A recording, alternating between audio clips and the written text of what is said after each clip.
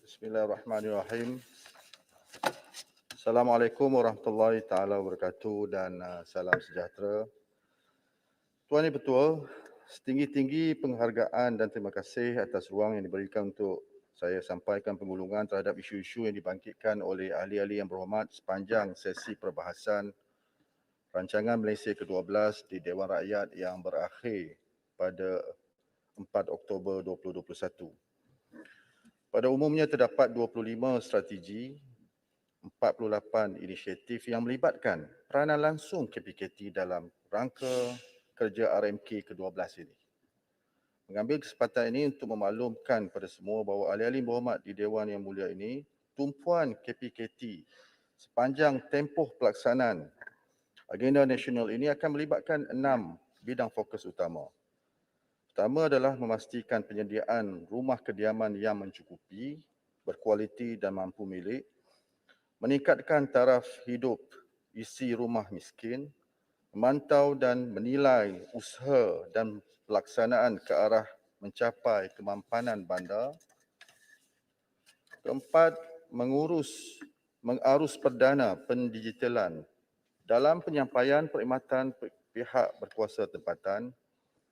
Fokus kelima adalah untuk mengutamakan pembangunan bandar hijau dan berdaya tahan, dan fokus keenam mentransformasi pengurusan sisa pepejal ke arah pembangunan ekonomi kitaran. Secara keseluruhannya, 13 ahli berhormat telah membahaskan perkara di bawah rancangan Malaysia ke-12 yang berkait dengan Kementerian Perumahan dan Kerajaan Tempatan, khususnya dalam sektor perumahan, kerajaan tempatan, kebombaan dan juga pengurusan sisa pepejal. Saya nak ucapkan terima kasih secara khusus kepada Yang Berhormat Pengerang, Bukit Bendera, Beaufort, Libaran, Yang Berhormat Port Dickson, Johor Bahru, Sandakan, Pontian, Kuala Krai, Yang Berhormat Rasah, Sekijang, Yang Berhormat Bagan Datuk dan Yang Berhormat Matang Pauh.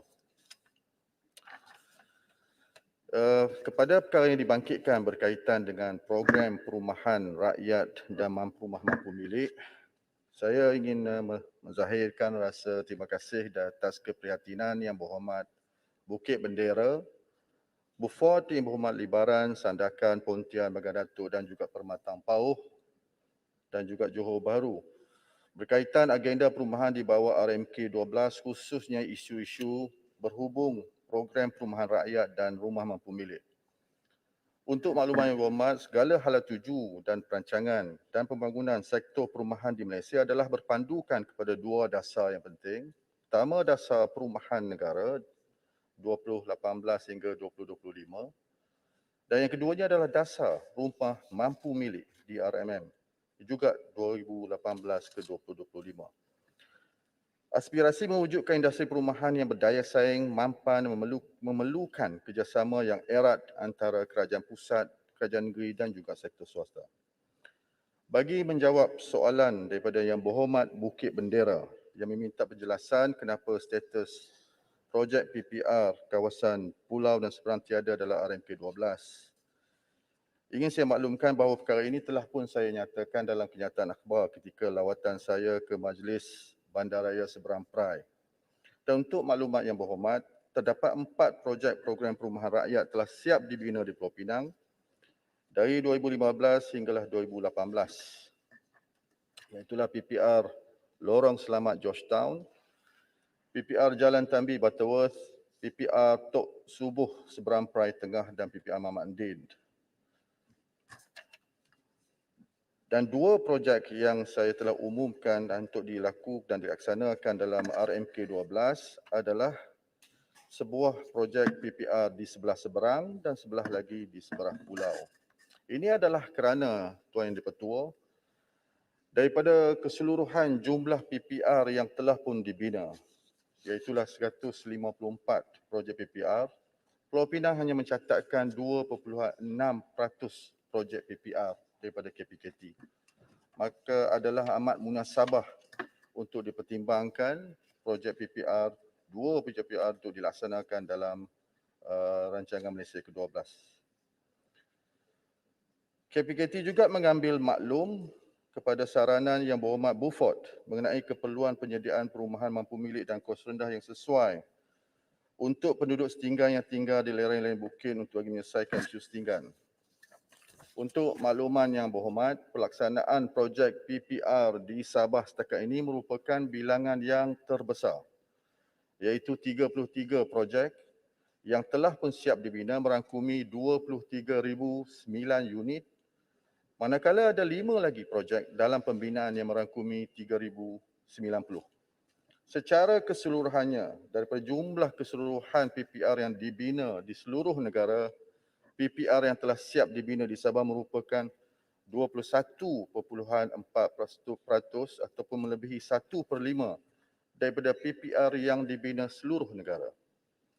Di Beaufort terdapat satu PPR iaitu PPR Selagun yang dijangka siap pada tahun hadapan yang merangkumi 67 unit. InsyaAllah KPKT akan bekerjasama dengan Kementerian Kerajaan Tempatan dan Perumahan Sabah untuk diberi keutamaan bagi tujuan program ataupun proses pengisian PPR itu nanti. Berhubung pertanyaan ahli yang berhormat Libaran mengenai penyediaan PPR untuk golongan B40 demi kesejahteraan rakyat.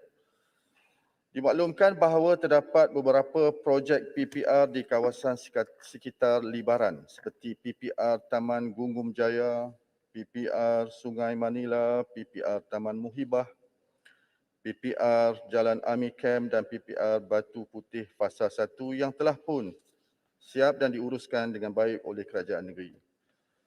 Bagi program berkaitan dengan rumah mampu milik perumahan penjawat awam di Sabah, sehingga tahun 2021, terdapat 3 projek yang telah siap yang merangkumi 1,594 unit rumah dan 3 projek dalam pembinaan merangkumi 700 unit.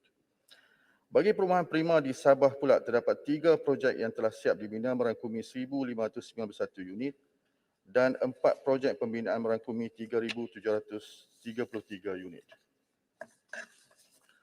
Bagi menjawab pertanyaan daripada YB Sandakan, pelaksanaan PPR di Sandakan merupakan yang terbanyak jika dibandingkan di kawasan-kawasan parlimen lain di Sabah, termasuk di seluruh negara.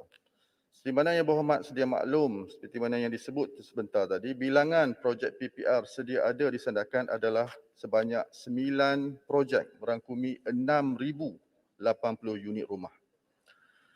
Projek PPR Batu Putih Fasa 1 yang siap dibina pada bulan Oktober 2019 sebanyak 900 unit masih belum lagi dibuat pengisian kerana kerajaan negeri menggunakannya sebagai pusat kuarantin pesakit COVID-19. Oleh demikian, KPKT sedang bekerjasama dengan KPKT Sabah untuk memastikan pengisian oleh pemohon yang layak dapat dilaksanakan segera selepas sahaja ia tidak lagi digunakan untuk pusat kuarantin. Untuk cadangan PPR fasa Batu Putih Fasa 2 yang bersebelahan dengan PPR Batu Putih Fasa 1 yang melibatkan 500 unit, KPKT tetap komited untuk meneruskan projek tersebut dalam RMK 12 sambil mengambil kira taburan penduduk yang berkelayakan, perancangan perumahan kerajaan negeri dan juga jumlah PPR yang telah sedia ada di situ.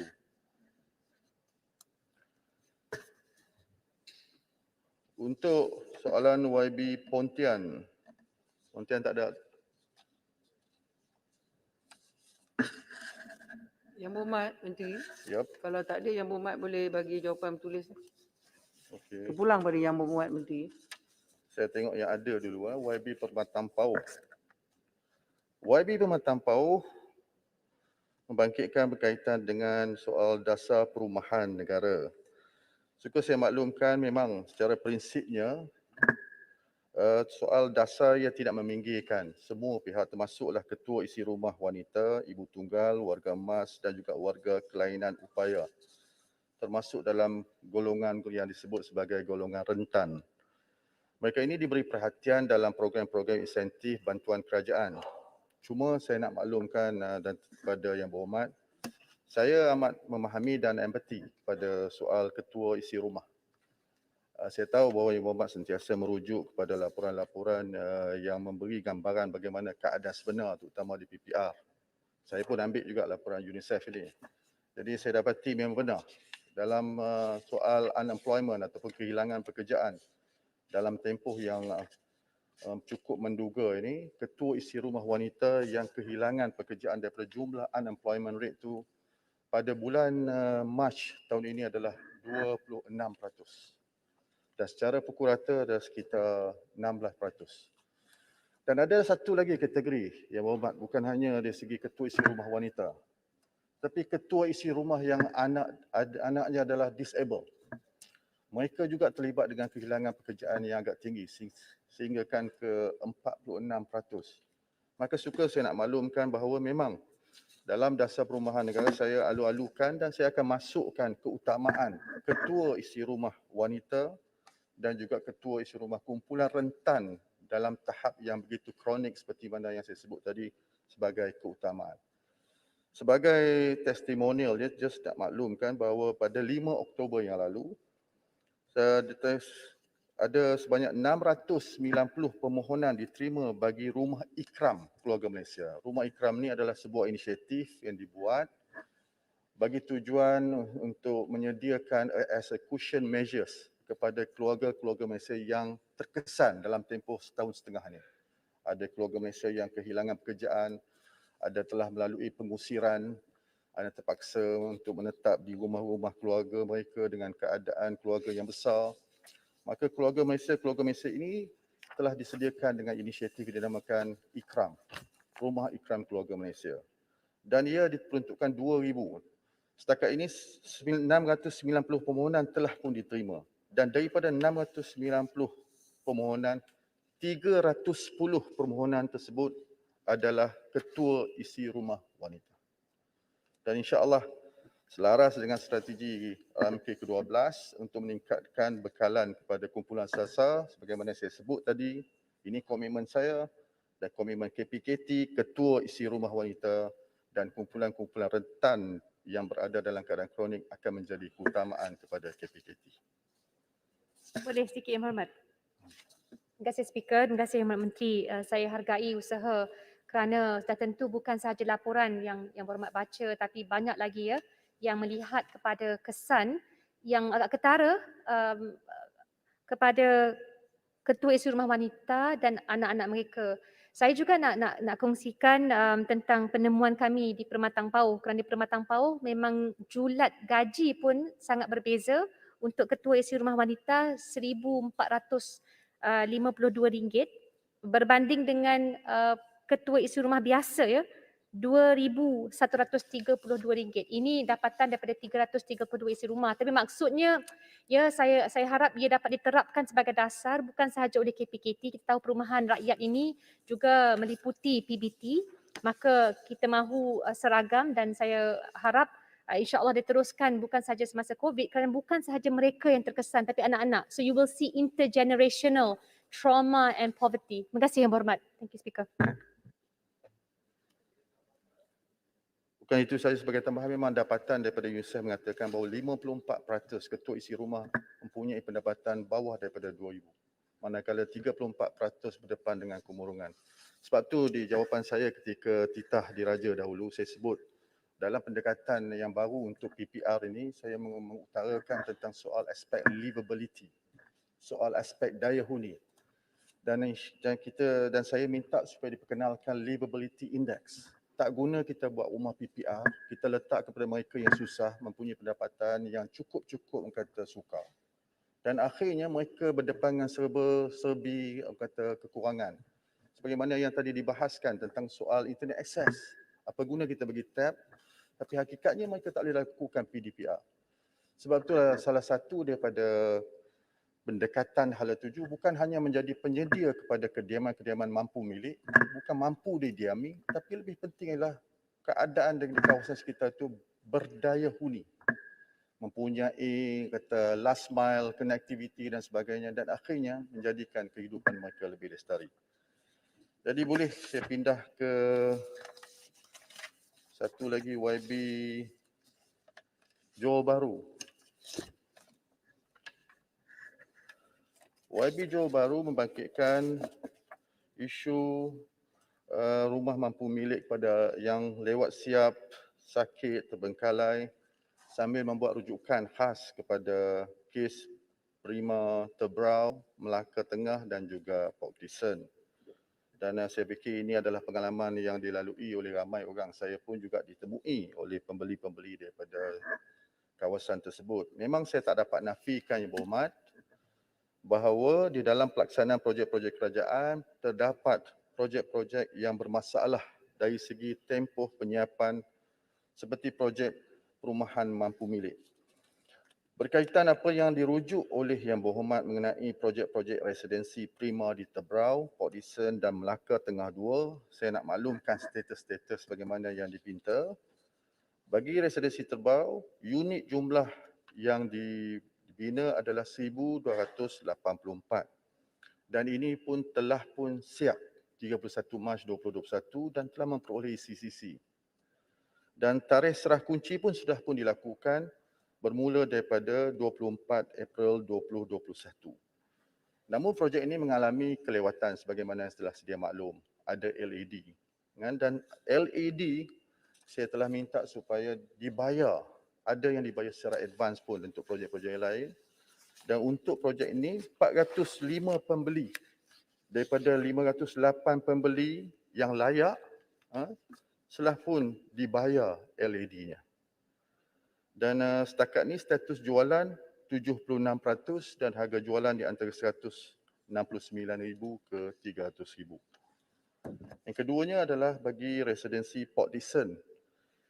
Port Dickson ini jumlahnya 659 dan kementerian baru melantik ataupun baru menyeraikan pelantikan kontrak penyelamat dan tarikh baru yang dijangka untuk disiap adalah 31 Disember 2022.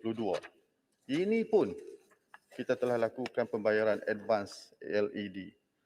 48 pembeli daripada 83 pembeli yang layak telah pun dibayar. Harga jualan 265,000.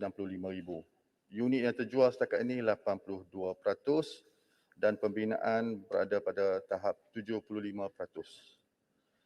Residensi Melaka Tengah, jumlahnya ada 980 unit. Tarikh jangka siap yang baru adalah 28 Mac 2023.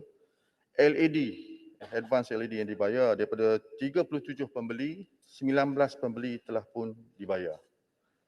Dan pembinaan berada pada tahap 64%. YB nak tanya? Okey, baik, terima kasih kepada YB Menteri, terima kasih kepada speaker.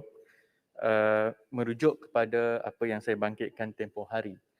Kerana saya mengambil kira rumah-rumah mampu milik ini merupakan antara yang menjadi beban kepada pembeli dan juga kepada kerajaan. Tapi rumah Prima ini juga kita tahu hari ini dah dibentangkan laporan PAC. Saya harap Menteri pun boleh rujuk bagaimana komitmen kerajaan sebelum ini. Tahun 2013 kata nak bagi 1.3 bilion tapi yang dibagi hanya 500 juta. Kemudian 2014 pun janji 1 bilion, geran yang diberikan hanya 445 juta. So saya rasa beban di Prima itu memang ketara daripada awal dan pembunuhnya adalah apabila tahun 2017 kerajaan langsung tak bagi apa-apa. Hanya melalui sukuk dan 2016 pun dah hadapi defisit. Cuma Yang Berhormat Menteri, sementara saya hargai daripada pengurusan Prima sini pun dah mengakui bahawa perjanjian sebelum ini adalah lemah dan lopsided, memberi kelebihan kepada kontraktor. Persoalannya sekarang ini adalah soal bagaimana kita nak membela pembeli.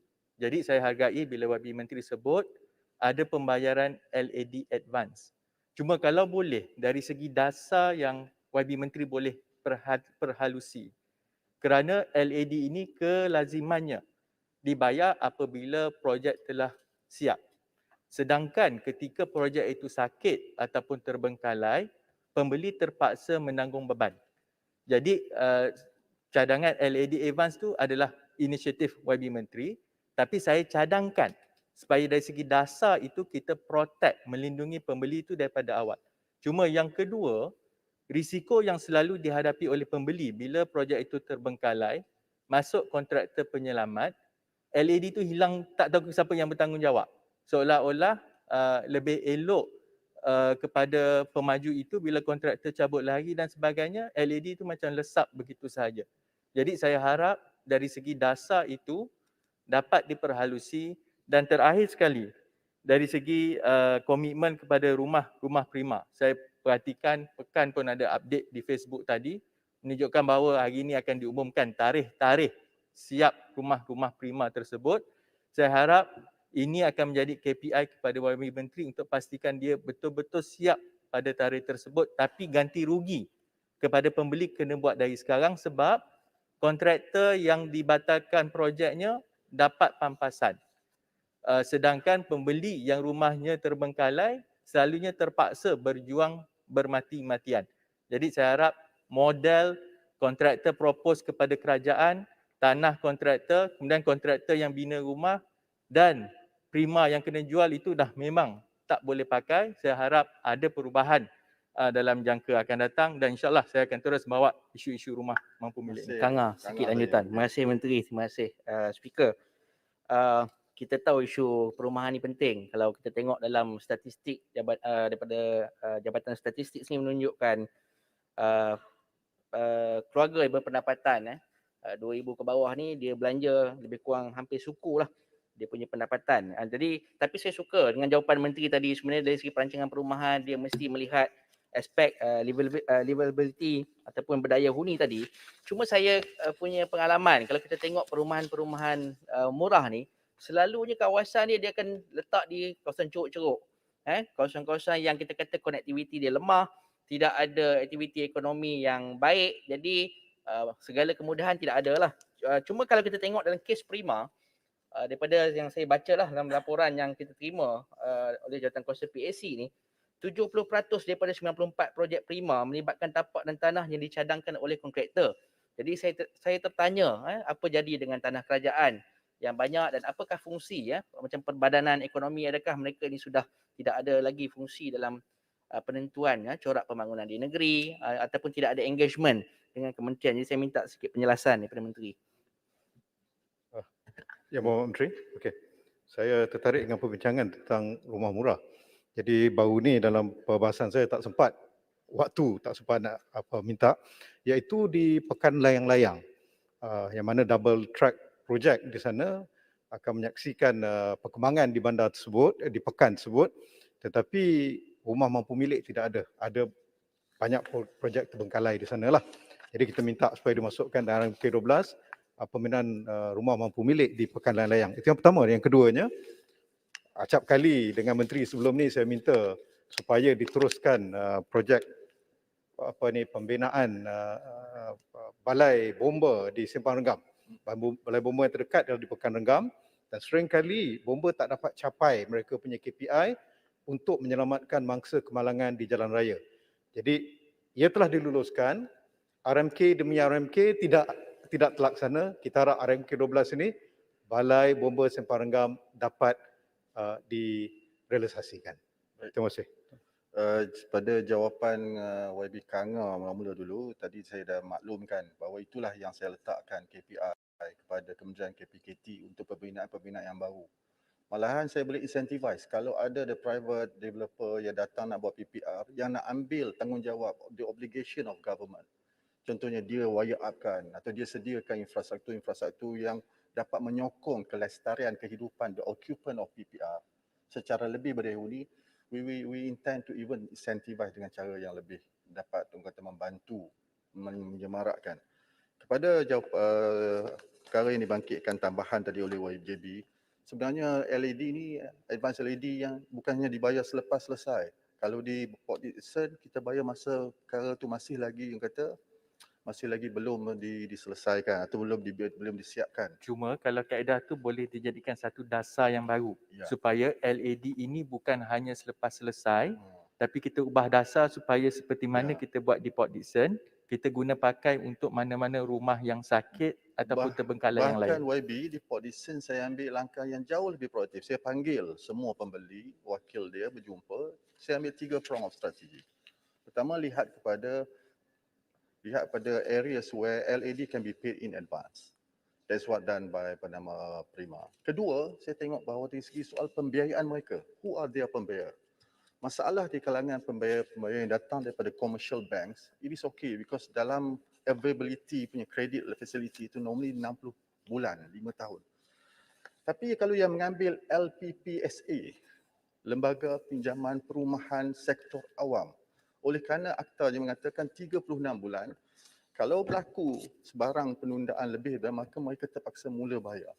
Yang ini pun kita panggil kelompok secara dedicated, secara targeted kita pergi dekat LPPSA untuk dapatkan pengecualian. Sebab LPPSA dah decide tak nak bagi moratorium secara blanket kepada semua kerana pegawai kerajaan adalah mereka yang terus mendapat gaji. Tapi adalah tak adil kalau mereka ni terpaksa dibebankan begitu. Dan yang ketiganya ialah untuk pastikan the kontraktor menyiapkan projek secara on time. This is a three-pronged strategy. Dan yang terakhirnya ialah saya nak maklumkan, saya dah wujudkan satu war room untuk lihat semua 17 projek yang saya klasifikasikan sebagai sakit. Malahan I'll be establishing one special committee chaired by me dan insya-Allah I'll be inviting all the MP daripada kawasan yang mana terlibat. Contohnya kalau Tebrau, YB will be coming to see. Kalau Pemantauan baru ni selesai dah tak ada hal lah. Pemantauan dah okey. So ada mana-mana kawasan, let's see penyelesaian penyediaan perumahan ini orang kata adalah satu tanggungjawab bersama dan akhirnya rakyat dapat menikmati dengan hasil daripada keprihatinan daripada YB sendiri. Sikit lagi YB Menteri kalau Datuk Speaker izinkan. Pertama saya memang terima kasih sebab YB Menteri dengar apa yang kami bawakan bertahun-tahun dalam soal rumah prima ini. Cuma dalam soal LPPSA tadi, kalau boleh YB sahkan dalam Dewan, maksudnya rumah-rumah yang sekarang ini sakit ataupun terbengkalai melibatkan rumah prima seperti Prima Port Dickson dan Melaka Tengah 2 ini mendapat moratorium daripada sekarang lah. Maksudnya kalau boleh sahkan supaya mereka tidak datang mengejar saya supaya terus mengangkat isu ini. Saya tak boleh sahkan sebab LPPSA di bawah Kementerian Kewangan dan ini bukan dibuat secara blanket. It is still work in progress. Baik itu salah satu. Cuma saya nak maklumkan tadi apa yang YB sebut tadi memang benar. Bahawa model lalu adalah model yang tak solid. Last time model kepada Prima ni adalah model yang membeli bulk purchases atau en bloc sale. So berlakulah mismatch bila mana sale yang dilakukan oleh Prima gagal untuk mencapai satu tahap di mana pembangunan ataupun pembinaan progres berada dalam tahap yang lain. So risiko banyak ditanggung lebih pada Prima. It's lopsided lah what you said. So sekarang saya menganggap bahawa lebih penting adalah untuk melihat a more even punya kata distribution of obligation and risk management melalui proses JV dan sebagainya. Dan semua projek-projek sakit pada waktu ini adalah berada dalam model yang baru. Mudah-mudahan insya-Allah dengan pendekatan baru kita dapat selesaikan secara lebih tuntas. Tadi Sri Tani nak tanya. Ya, terima kasih Speaker. Saya tak sempat berucap kerana masa. Itu. Cuma nak tanya Menteri, ini soal dasar. Kementerian Pendidikan mempunyai ribu rumah-rumah yang ditinggalkan quarters-quarters. Adakah kerajaan mempunyai, Kementerian YB mempunyai hasrat untuk convertkan mereka ni menjadikan rumah prima supaya dapat dijual kepada rakyat dengan harga yang berpatutan? Kerana sekarang ni kalau tak buat apa-apa dalam masa 3-4 tahun ni, rumah ni semua akan lingkup. Jahanam habis semua. Jadi saya rasa daripada kita biarkan mereka dirosak, rumah-rumah ini, lebih baiklah Prima tengok, kemudian Prima jadikan sebagai program Prima untuk jualkan kepada rakyat. Terima kasih. Ya, terima kasih YB Sungai Petani. Sememangnya itu adalah antara pendekatan juga. Saya nak maklumkan bahawa yang Syurat Jemaah Menteri telah meluluskan suatu pendekatan untuk kita bawa ke Parlimen nanti, iaitulah penubuhan National Housing Corporation. Jadi mungkin ada rang undangan sendiri untuk pastikan kita dapat pusatkan ke semua penyedia-penyedia perumahan social housing ni dengan juga mampu milik untuk berada di bawah satu naungan. Dari segi perancangan dia, dari segi penyediaan dia. Sekarang kita ada 15. Kita ada KPKT, JPN, SPMB, kita ada Kementerian Wilayah, kita ada Perda di belah Pulau Pinang. Akhirnya yang menyebabkan banyak berlaku perancangan tu secara agak fragmented. So salah satu daripada rancangan adalah untuk melihat. Saya sendiri dah bercakap dengan Razi Jidin sebab saya kata fikir di kalangan cikgu-cikgu. Saya tanya cikgu, kenapa tak duduk? Dia kata Dia tak duduk sebab dia boleh beli rumah di kawasan tu. Jadi dia boleh dapat duit what do you call that dia? Duit allowance lah, whatever it is. Daripada dia duduk tinggal dan akhirnya tak ramai yang nak tinggal di quarters. Dan mungkin quarters tu juga boleh digunakan sebagai rumah-rumah transit. Dan insya-Allah itu antara yang juga saya dah sebut dan juga saya bincang dengan Raja Jidin. Jadi seterusnya adalah YB Menteri, Simpang Renggam.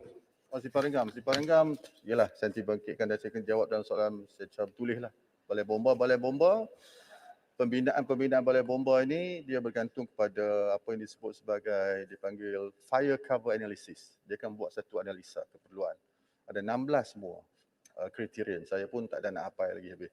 Dia telah dimulakan, cuma ditangguhkan dan tak dimulakan lagi. Ya. Dan setiap kali saya bawakan, alasannya tunggu RMK 12. Kemudiannya Jadi kita harap RMK 12 dapat dilaksanakan. Kemudiannya dia juga ada dari segi tengok keberadaan kata pasukan penyelamat bomba sukarela. Ya. Kan pasukan Menteri. bomba sukarela ni Cuma saya nak ucapkan terima kasih di atas lawatan Menteri ke Pulau Pinang baru-baru ini, dan kita berharap supaya kerajaan persekutuan di bawah semasa Menteri jadi Menteri KPKT ini akan memberi perhatian lebih kepada keperluan rumah di Pulau Pinang lah, termasuk di kawasan saya. Saya ucapkan terima kasih. Anyway, itu saya akan lihat dan saya akan jawab secara bertulis. Rumah mampu milik di Pekan Layang-Layang. Okey, saya akan lihat itu juga. Ya. Dan boleh saya sambung? 5 minit Yang Berhormat. Untuk YB Sekijang ada. YB Sekijang bangkitkan berkaitan dengan perumahan terbengkalai. Saya nak maklumkan memang saya pergi sendiri ke tempat tersebut. Memang jauh lah. Syarikat pemaju yang dinamakan itu adalah Vital Landscapes Sdn Bhd telah pun dikenakan perintah penggulungan oleh Mahkamah Tinggi Melaya Muar pada 21 September 2015. Untuk makluman Dewan Pemulihan atau penyelesaian projek ini memangnya menghadapi kesukaran disebabkan faktor-faktor berikut. Pertama, pelindukasi swasta atau pemaju penyelamat yang ingin mengambil alih projek ini dari pegawai penerima. Kerana projek ini didapati amat-amat tidak berdaya maju, not viable dan sukar untuk dipulihkan disebabkan pemulihan infrastruktur memakan kos yang tinggi. Sebagai langkah proaktif ke arah melahirkan industri perumahan berdaya huni untuk keluarga Malaysia, KPKT sedang sentiasa memainkan peranan untuk memudah cara dan menyediakan ruang mediasi bagi pembeli berhadapan dengan kemajuan yang bermasalah serta pertanyaan berkaitan isu-isu perumahan. Kempen bijak beli rumah juga adalah antara tanggungjawab yang KPKT perlu galas untuk memaklumatkan rakyat berkaitan dengan tanggungjawab sebelum, semasa dan selepas proses pembelian rumah.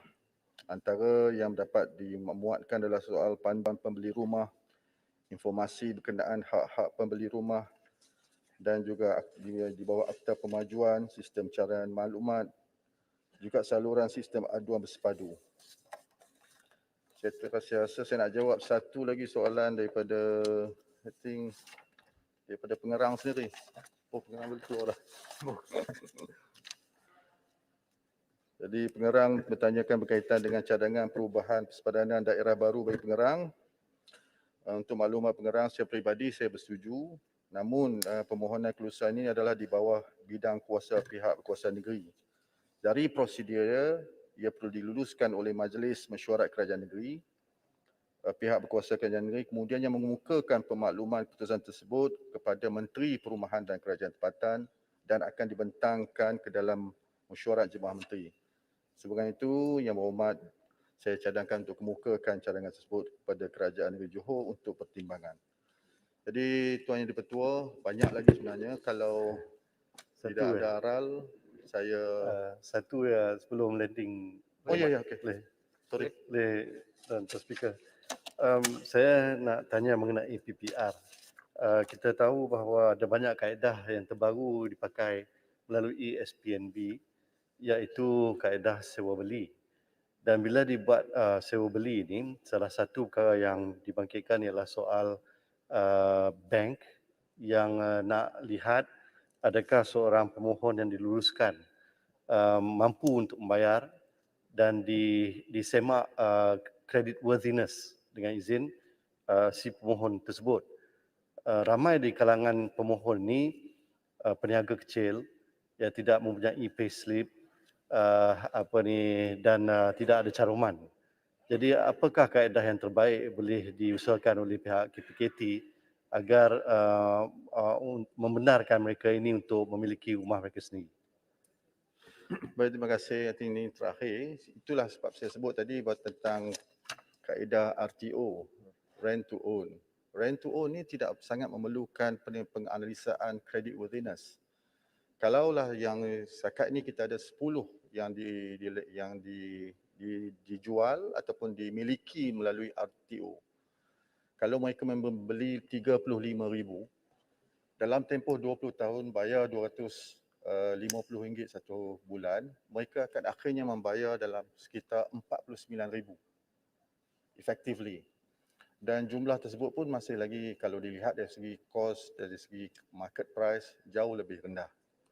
Dan hakikat rumah-rumah yang bersifat heavily subsidized ni sebenarnya memberi keuntungan bila mana mereka dimiliki. Saya bagi contoh rumah yang berada di lembah pantai. Lembah pantai ada sekitar lebih kurang 6,565 PPR. Lebih kurang 3 ke 40% telah pun dijual dan dimiliki. Hari ini 700 kaki persegi disewa dengan harga sekitar RM900. Setelah dijual baru mereka boleh sewa. Kalau mereka sewa, mereka tak boleh sublet. Bayangkan Yang Berhormat, 900 kau kali dengan 12, 10,800. 10,800 over 35,000, it is like 33%. The yield is 33%. You can't find any other property yield investment of that high. Tapi ia diraikan ataupun dirasai oleh mereka yang mempunyai PPR yang dimiliki di lembah pantai. Jadi RTO ni salah satu untuk membantu di kalangan mereka yang tak mampu dinilai melalui credit worthiness atau bankability di bank. Terima kasih, Muhammad. Tuan Yang Bertua, Terima kasih. Saya minta satu je. Satu lagi. Yang Oh, Berhormat ya. Menteri. Buford. Wafat. Terima kasih.